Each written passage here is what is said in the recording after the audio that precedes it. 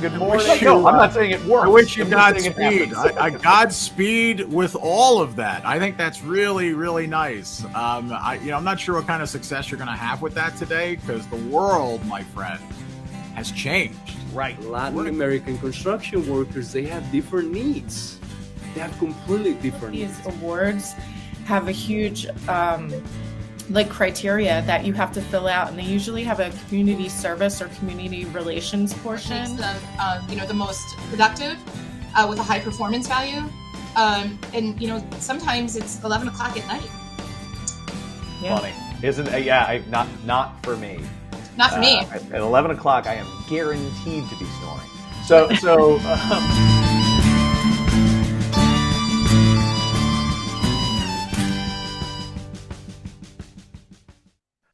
Hey, it's morning huddle time. For those of you who are joining us live, thank you for hanging in there. The joys of live production. We are starting 11 minutes late, and that is on really nobody. It's on technology. I literally just had to do like coding to get this.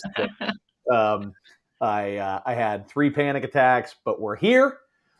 And thank you, everybody. Thank you, Greg, for being such a good sport about it. Greg was like, "So is this normal?" Like, no, this isn't normal. I haven't had to deal with this in 30 meetings. Not a problem. Not a problem. You were very calm. Your calm brought a lot to the table. All right, so Stacy, Greg, thank you so much, Greg, for being here. Stacy, how are you today? What's going on in your world? I'm doing good. It's fall. The leaves are looking beautiful in Maryland. That it is. Yeah, it's looking great. Greg, how about you? What's new in your world? The same sunny, nice day for now. Cool day in Baltimore City. So yeah, we'll take it's all good. Yeah. So we were as we were killing time during the panic attack. One of the things that Greg and I were talking about was that Greg is has been a lifelong musician and has been playing out for a while. Greg, just give us what are you into and where are you playing? Yeah, sure. So I actually played out in a cover band from an 80s cover band from 2006 to 2014. I was the keyboard player for Voodoo Economics. Nice. So nice 80s themed name there. And just after we stopped playing, I got the bug to go out on stage. So for about the past year, I've been doing a monthly gig. Just me, my keyboards, microphone, and an Irish pub in Severna Park. So you can catch me there one Saturday a month in the afternoon, just playing stuff that I like to play. That's awesome, What's man. the name of the pub? Yeah, I was just going to say, which pub? Yeah, it's called Brian Baru. So yeah, giving them a quick shout out, but usually one Saturday a month, you'll find me in there playing music. Nice. Excellent. So if Greg says anything today that you either want to confront him about, or you know where to find the dude once a month, you'll have an opportunity. Well, excellent. So Greg is an attorney at Whiteford, Taylor and Preston. Is that right? Yep. He focuses specifically on intellectual property law, and Greg and I got into a conversation several months back, just getting to know each other in a breakfast environment, and in that conversation, it came out that I said, well, yeah, there's no IP in construction, right? Which naturally led Greg to be like, not so fast, my friend. That's right. Yeah, not so fast, my friend. And I started learning a ton in that conversation. Said, hey, this is a conversation we need to be having in the huddle, a conversation that the audience that we work with every week would really benefit from. So we're going to get into intellectual property in the construction industry. And Stacy, assuming anybody did hang around live, please engage with those folks. On the live chat. We'll pull you back and see if we have any audience questions to approach here with about 10 minutes to go, which I have to recalibrate my brain to make sure that we land that time correctly. But we'll see you soon, Stacey. Okay. So, Greg, let's start off by talking just a little bit about what intellectual property means in a legal sense. What is IP, which we, intellectual property, or IP as we call it. Yeah. So when we're talking about intellectual property generally, that's a body of law, but fundamentally we're talking about four different areas: patents, trademarks, copyrights, and trade secrets. That's kind of the universe of categories of intellectual property. So patents protect new inventions, and particularly inventions that are embodied in a product, a process, a machine, or a composition, some type of chemical composition, right? And I can give examples if you like, Chad, of how they relate. Yeah. but So, we're what's an just go through. example of a patent in, like, what's something that we think of that all of us would know immediately as a patent, and then maybe give us like the construction example. So I mean, the first automobile engine, Okay. an assembly line for making an automobile. I mean, there are what, 12 million almost the issued patents now, that have issued over the last 2 centuries in the U.S. Okay. So there are many different categories of invention, but particularly in the construction industry, it would be things like different machines. I mean, Caterpillar, for instance, has loads of patents for bulldozers and different machinery. You've got some of the stuff that we've done are concrete repair methods and Sure. apparatus. You've got So wait, monitoring hold on. drones. Yeah, I can patent a method. absolutely. Okay, so you're going to talk about the difference between a patent and a trade secret, because in my brain I'm going, wait, isn't a method kind of a trade secret? But I'm sure you'll paint that picture. But okay, so we got it for patents. I think I can picture that's usually it's associated with what I get, inventions. That term that you said, we invented this new product or new way of doing something that we are then putting a patent on and saying nobody can do that but us, or nobody can use that but us. Yeah. Exactly. Yeah, and so importantly, fundamentally, the patent gives a right to block others from making, using, selling, or offering for sale that new product, that new process, that new composition. But in exchange for that, you have to file a patent application that is a detailed technical description of exactly what the invention is. So you're telling the world exactly what it is that you've developed, how to go out and make it, how to go out and use it. And that's the trade-off. Yeah, the trade-off is the moment that patent expires, which is how long? It's 20 years from the time you first file the application. The moment it expires, everybody knows how to go out and replicate your That's recipe. right. And the public is encouraged to. That's why we make those documents public, so that once it expires, the world can use it. Furthermore, I'm publishing my patent, which says, use a little from column A, column B, and column C, and this is exactly how you do it. If somebody's really creative, and they may be able to say, actually, we're going to use column D, and it's going to be different, and we're not going to be infringing on the patent, but they actually, by being able to see their recipe, they just educated me on how to do something better. Yep, and there's a whole body of law how close you have to be infringing.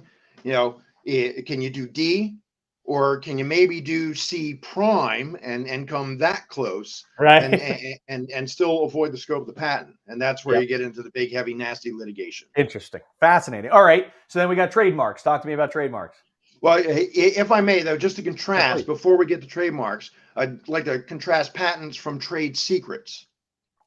Trade secrets are really at the opposite end of the spectrum from patents, right? But patents, again, become a public document, but they let you block anybody else from going out and making, using, and selling the thing that you've invented, right? Regardless of whether or not they know about your patent.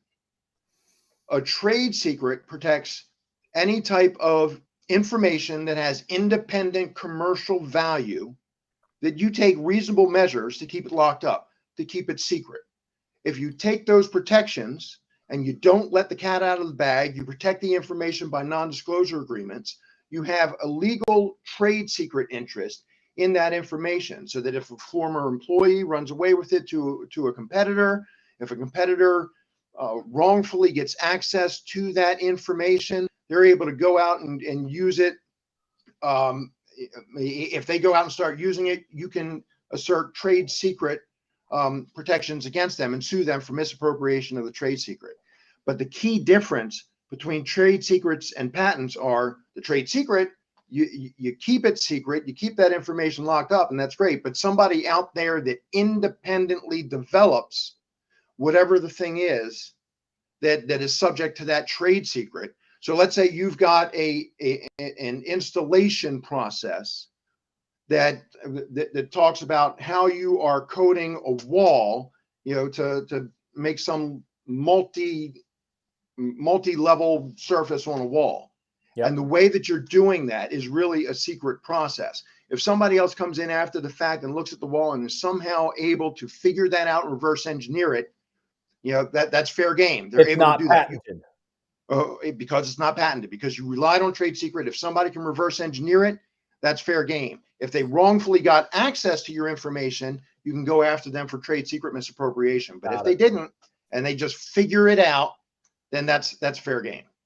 So you have to make a decision. Do I want to go for a patent, publish how exactly I'm doing this, make that a part of the public record, and then have 20 years of making hay before everybody can come and replicate, duplicate my stuff? Or do I want to go down the trade secret route, just, put together non-disclosure information, put together, agreements, that is, and put together a sort of a way to make sure that if somebody does illegitimately get their hands on this information, that I have recourse. Right. But I'm not going to go through the whole patent process and publishing and all that type of stuff. You have to make that decision, which makes more sense for my business. Right, exactly. And people weigh it depending on how difficult it's going to be for somebody who has proper access to be able to reverse engineer. If it's going to be tough for them to reverse engineer, then trade secrets might be more appropriate. If it's really going to be easy for them to figure it out once they see it, patent route probably makes more sense. Excellent. All right, that's great. So trademarks and then copyrights, real quick. Yep.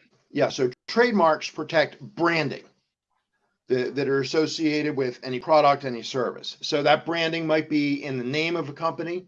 It might be in a unique logo. For lots of repair companies, they have different logos that might have a building silhouette or a house silhouette. And there's a gazillion different registrations for trademarks, for logos that have those house emblems in them. But any unique design element that you use to identify as a source or identify as a brand of a product or service, or any name that you associate with that product or service, can serve as a trademark. And you can protect that by getting a federal trademark registration at the U.S. Patent and Trademark Office. This is easy. This is the big McDonald's M. This is the Nike swoosh. This is those different types of things. And I have to make sure that I'm not putting a Nike swoosh on my product and trying to do business off of their good name. And the ones that you just gave examples of, Chad, are really great examples. The McDonald's M, the golden arches, right? When people see that, they immediately associate that with McDonald's burgers.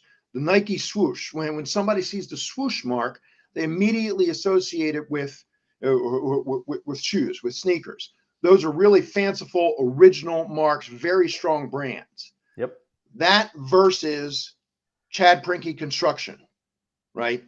That's very, very descriptive. You can't get any trademark protection for the term construction. Your own name is a descriptive term for you, so there's not much protection that attaches there.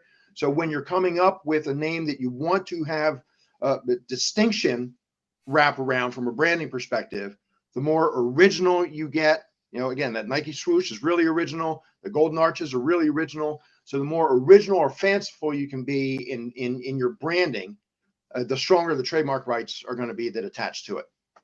Excellent. Okay.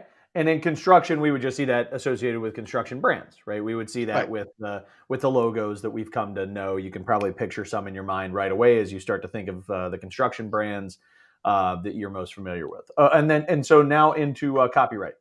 And so copyrights are a really, really active field in intellectual property field, particularly as it relates to construction. Hmm. You know, so you see lots and lots of disputes over what can different parties do with, you know, for example, blueprints, architectural drawings, all the way from drawing phase up to a finished building, photographs of buildings, any technical design documents that get wrapped up in and ultimately in the finished blueprints or building information modeling models, right? You know, any of this stuff can be protected by copyright. Copyright protects any original work of authorship that's fixed in a tangible form. So that's why I'm giving these examples of things like architectural drawings, of photos, of different types of software. All of these are protectable by way of copyright. And to get the strongest protection, you file an application to the Copyright Office for copyright registration. But really important issue is that the copyright only protects the literal expression itself. So for instance, with the blueprint, a copyright in the blueprint protects you against somebody else making copies of the blueprint and then maybe going out and holding that copy that they've made and constructing a building from that copy. It does not protect against somebody rightfully using the blueprint, building a building, and then somebody else going in and scanning through the building, figuring out exactly how it's put together, and then building their own exactly identical building. The copyright in a blueprint only protects against making a copy or substantially similar copy of the blueprint itself, not of the building that results. Yeah, so if I'm able to go in and sort of, you know, make my own drawings, you know, as I'm doing it, putting it into my own model and you know, replicate exactly what you built, that's no copyright protection there. But if I get my hands on your plans and then I build something substantially similar, now we got a problem. Well, yeah, particularly if you've gotten my plans, now you're making copies and you're giving it to your architect and you're giving it to your construction team and that kind of stuff. And the only exception there is where it's possible that you come up with a final building design that's so incredibly, amazingly unique, like it's a building that's shaped like a Q, like the letter Q or something like that. You know, something that's so original that the building itself is essentially a sculpture, then you could have a copyright interest in the building itself. But just you know, a rectangular office building, now it's going to be really hard to assert in a copyright interest in a traditional new tower. And what are the most common? You say this is a pretty active space. What are the most common disputes that are arising here? Well, let me pose one, and you tell me if I'm off base. The picture I have in my mind is, you know, I as the architect designed something. You know, who owns that design? Does the owner own it, or does the architect own it? Yeah, and it really depends ultimately. And you know, what is the original document? What's the agreement between the architect and the project owner, right? You know, if that doesn't spell out that owner is going to own the copyright interest in those plans, then absolutely the architect is going to own those plans. So up front in the agreement, when you're bringing in the architect, those issues have to be fully vetted and documented in that agreement to spell out, okay, I'm going to own these plans. And presumably then an architect who's jumping into that type of venture is going to price in the fact that I'm doing this development work entirely for you, and I'm going to assign over my interest in the copyright. I'm doing this work, creating this work for you to own. But absent that agreement spelled out up front, you know, that with some exceptions, the architect is going to own it, and the owner is going to be, you know, out in the cold if he wants to go and take that to his next development. Right. That's what I was just thinking is, why can't I just use these plans to do 10 more developments just like it in different cities across the country and just hire you, the architect, to be my CA. You can just be right. You can just do the CA work on that stuff.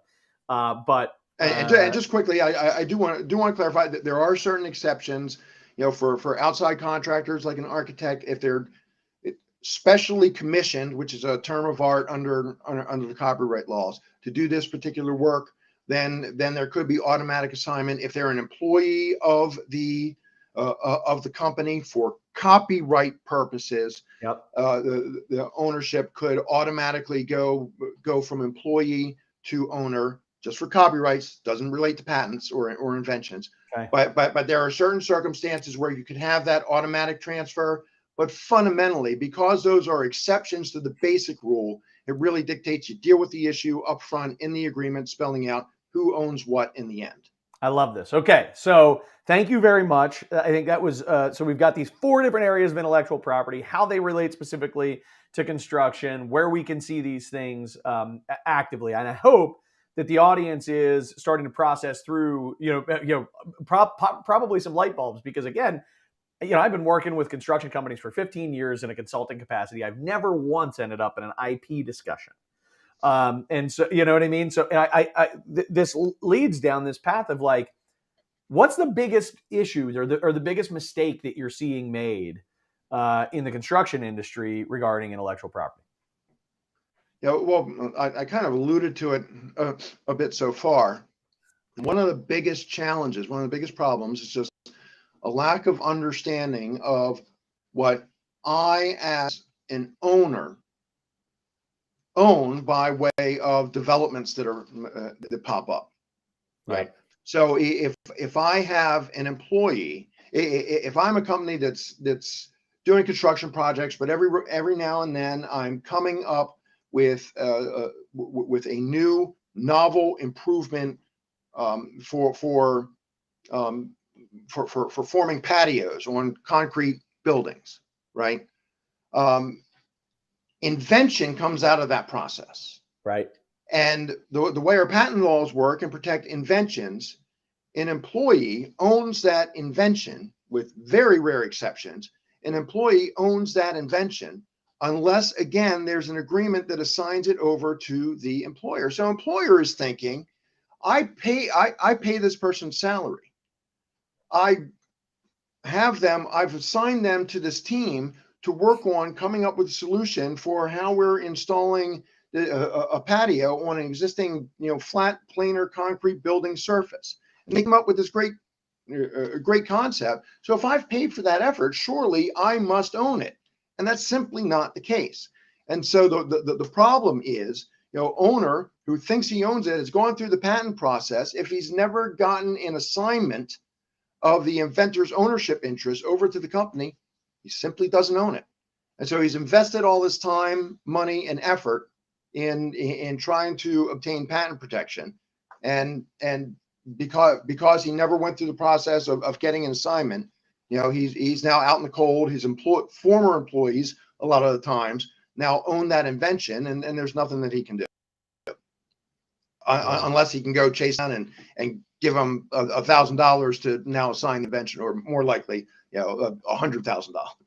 So it goes back to what I kind of alluded to now a couple of times during the show, which is that the biggest issue is that they're not thinking about it, and then once they are thinking about it, it's too late. There are a series of issues that you really have to be proactive about. One of the issues in particular that you just gave an example of is if you're an employer considering putting together some sort of statute that your employee doesn't own the invention, but the employer owns the inventions that the employee develops while there. So exactly. So this overall, and me, I'm like, I just like a fight. I just like a fight. So I'll pick one with you here for a moment and just say, all of this, I'm having a hard time squaring all of this protecting of our stuff and preventing other people from using our stuff and keeping employees from being able to own their own stuff. And like, I'm having a hard time squaring all of that with this idea of like actually making positive strides in the building industry. You know this. You know, Stacy and I built this platform of the Morning Huddle really to showcase people who are helping to push positive change in the construction industry. So, you know, when I come up with some fanciful invention that changes the game for the construction industry, man, it pisses me off to think about that, you know, being something that now only I can do and nobody else can do, right? Help me to square that in my own mind, or you know, yeah. How would you respond to that? Yeah, and so that, Chad, is a debate that is no way exclusive to the construction, and really you hear it a lot in the pharmaceutical industry. But look, fundamentally, our patent system is an incentive system. It incentivizes innovation, and in exchange for you going out and innovating and teaching the world about your innovation by way of coming in and filing a patent application that becomes public, the government will give you a monopoly for a limited amount of time over that invention. But you're benefiting the public by giving them that knowledge, the knowledge of how to make and use your innovation once your patent expires. And if we didn't have that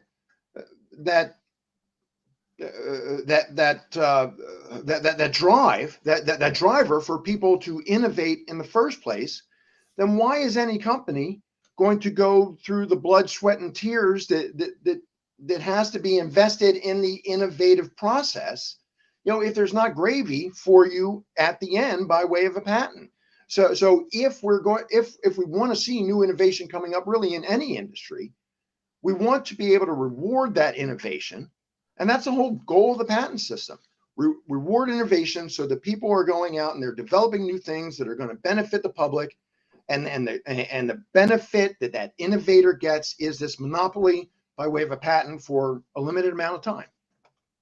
So what you're saying is that, you know, fundamentally the protections system has competition built in, but it has monopoly built in as the incentive for a period of time. And I would also, I will concede that, you know, if we aren't, that every time somebody pushes the envelope and does something amazing and is changing the way that things work, while I might not be able to replicate it, it will inspire similar advancements elsewhere. And so overall, as long as somebody is innovating, the innovations, even though they may be licensed, protected, will inspire, motivate, and create market demand for additional for additional innovation. Yeah, absolutely. And that's one of the fundamental philosophies of the patent system. It's, you know, not only am I teaching the public about my great new thing, but I'm planting the seeds for everybody else to come after me and build onto it and further improve it.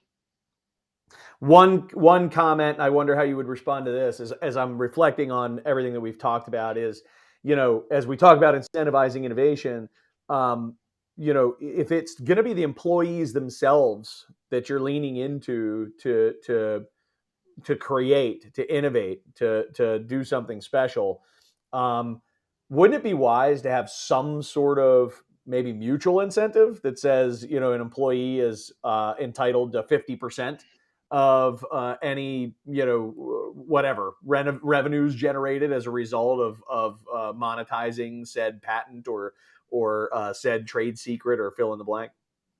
Absolutely. And many companies will do that. They'll actually have an internal incentive system, and they vary in structure and, let's say, reward level, you know, from company to company.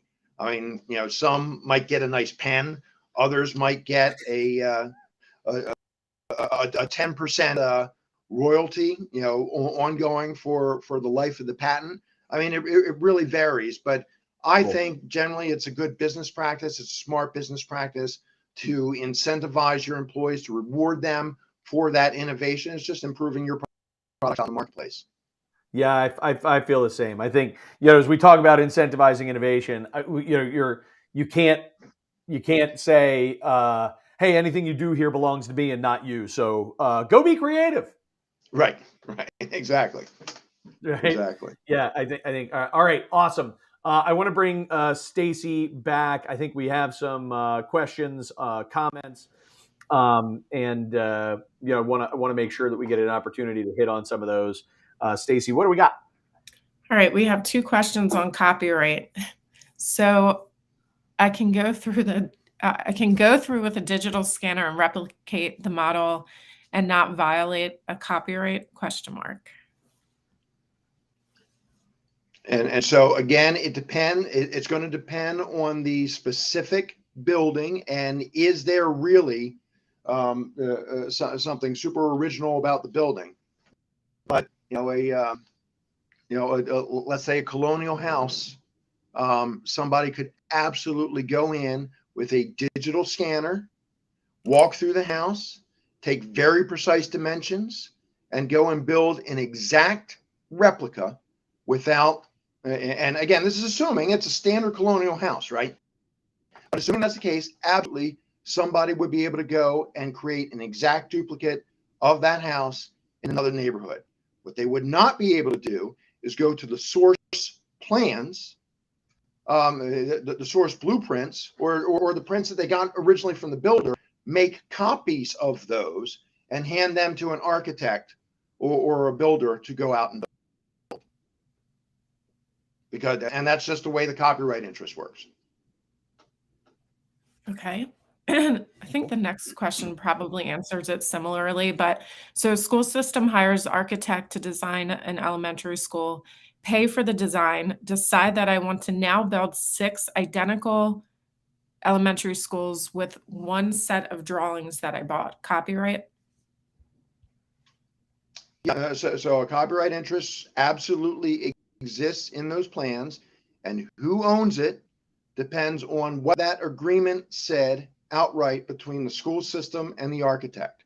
And so if it was the school's plans to be able to take that out and use it to build a bunch of other schools, it'd be wise in that scenario to upfront say that, spell it out in the agreement. The architect then has the benefit of knowing that upfront. They can build that into the basket of rights that they're giving the school system, and say, you can go out and build seven more units. You can go out and build 10 more units, whatever cap they want to put on it, because originally the architect presumably owns those rights in those plans. But really, again, it dictates dealing with this issue upfront in the initial agreements between any third party and owner developer who's working the project.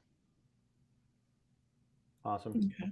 Awesome. I have one question, Greg, which is, how do I know when I should be taking steps to protect IP? Anytime that you're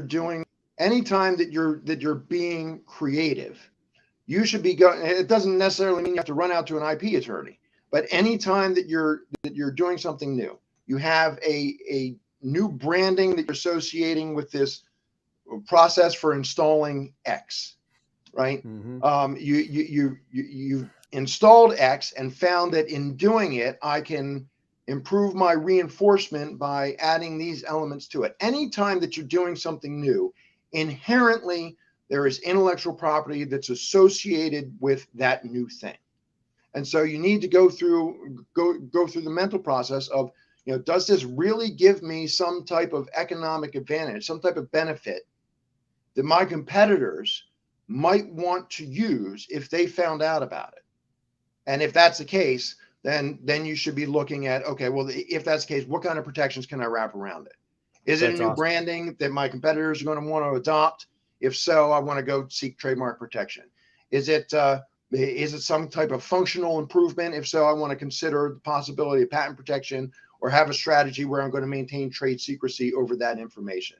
But fundamentally, anytime you're coming up with anything new that's giving you some benefit out in the marketplace that your competitors are interested in, there's IP there, and that should be vetted. Excellent. That's really useful. So you talk about financial value. It's the motivation to do it. What's the financial incentive to do this?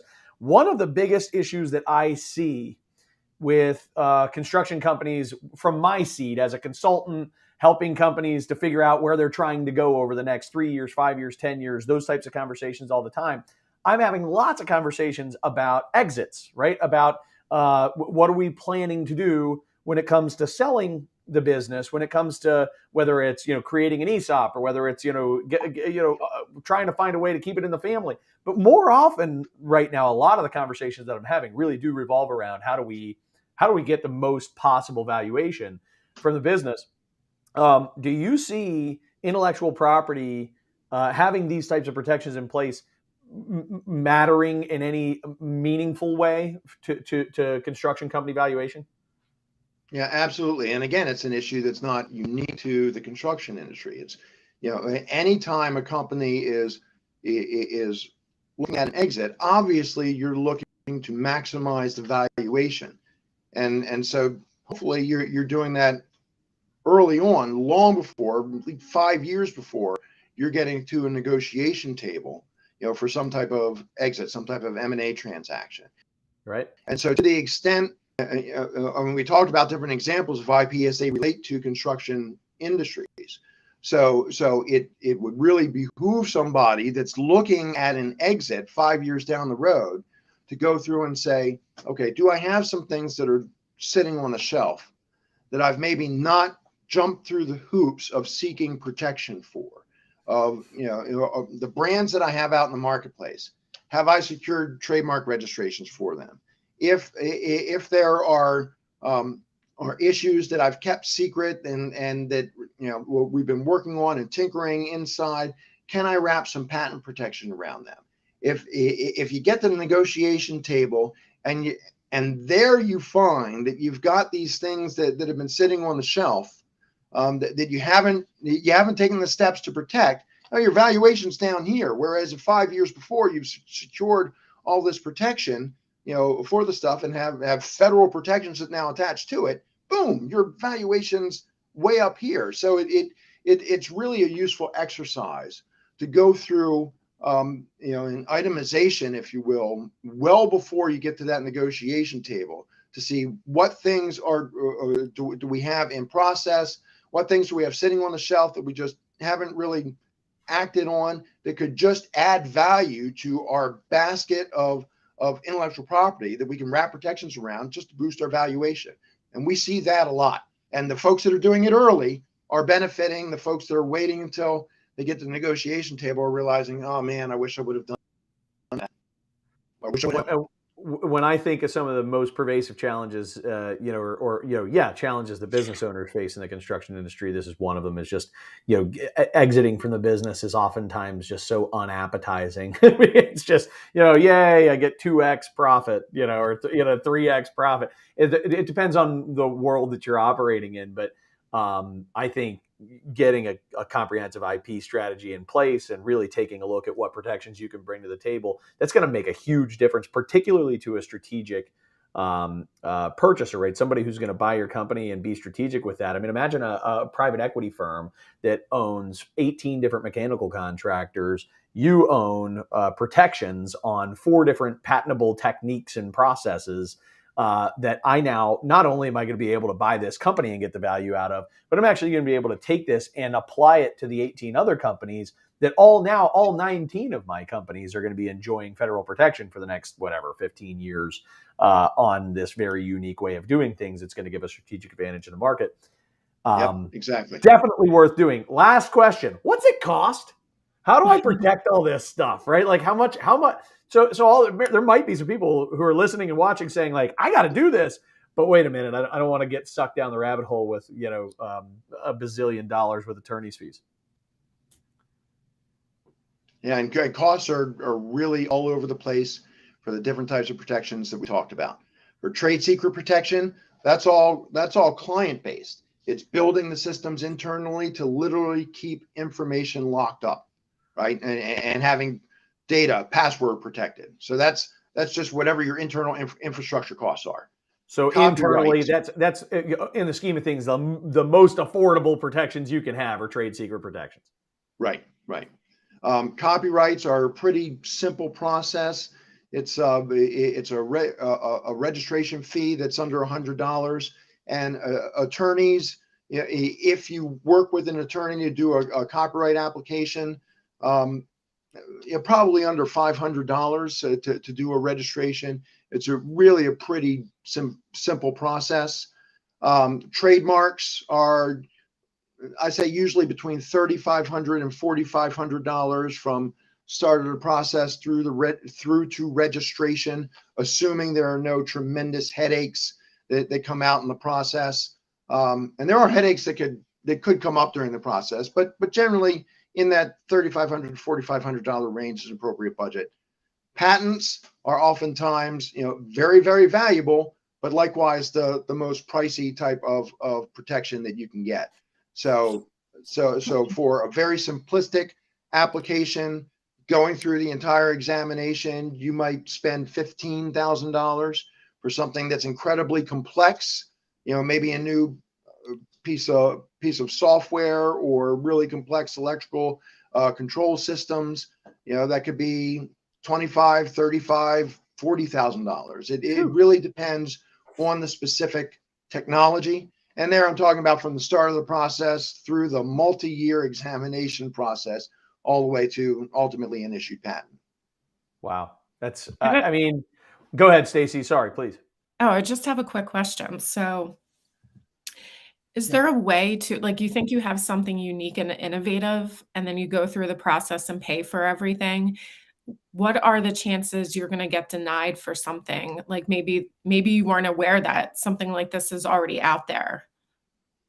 Yeah, and so that does happen, where you're going through the process, you filed your application, 99 times out of 100, we expect we're going to get an initial rejection from the patent office. And then we get into argument with the examiner to explain why we're different from what the examiner cited against us. And so, I mean, but that's really where the game is. That's the back and forth. That's the negotiation that takes place during the patent examination process. And again, that's pricey. That's part of that $15,000 to $40,000 budget. If it sails through, it's only a little bit of interaction that's back and forth with the examiner, and you get to an issued patent. However, if there's lots of back and forth, lots of fight, sometimes the examiner digs his heels in. You feel that he's wrong in citing against you what he cited against you. You have to appeal, and the appellate process gets pricey.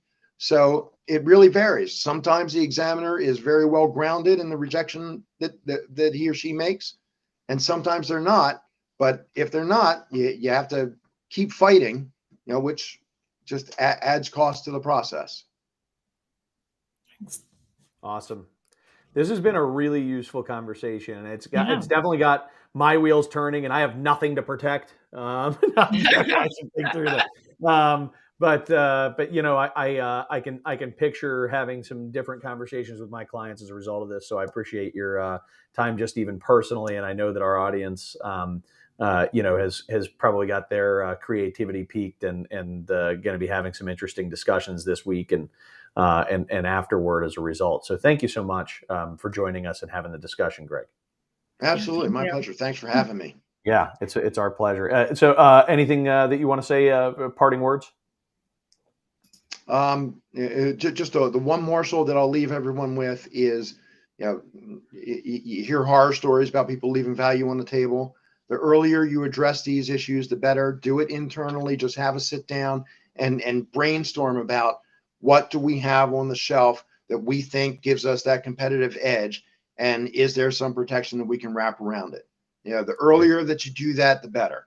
If you wait too long, your competitors could beat you to the process. Wonderful. Great advice. Thanks, Greg. Stacy, we got some housekeeping to do. Let's walk people through some of the stuff that's coming up. So you can see it across the bottom here. Join us next week at the same time for episode 33. Amy Marks, the queen of prefab joins us to talk about all things prefab. I can't wait for that discussion. that'll be a lot of fun. She's extremely dynamic, and I'm sure people will have a great time as well as learn a ton during that episode. Stacy, do we have the Steel Toe Communications marketing tip of the week? Yes. Just a quick reminder to protect your digital footprint. Just do a scan online of your company to make sure you're managing your reputation and not waiting for a crisis to happen. So that could be looking at your reviews, making sure you're active in the community, applying for awards. You want to make sure there's positive feedback about your company and you're keeping that up to date. Don't wait for something bad to happen. And that's all people see when it comes to your digital footprint online. Great advice. Love it. I want to just plug for a moment. I'm running a presentation tomorrow in conjunction, sponsored by HMS Insurance down at the BWI Marriott. If that's something anybody would like to learn more about, please reach out. The focus of the conversation, I'm going to be splitting time with an economist. And we will be talking about economic conditions in the construction industry in 2023 and what you can be doing today to prepare your company to deal with whatever may come and capitalize on the opportunities that show up. So if anybody, again, would like to hear more about that, just shoot me a message right here on LinkedIn. Stacy, I look forward to seeing you again next week. Yep. Anything you want to say before we wrap? Nope. I'm looking forward to next week too. All right. See you guys. See ya.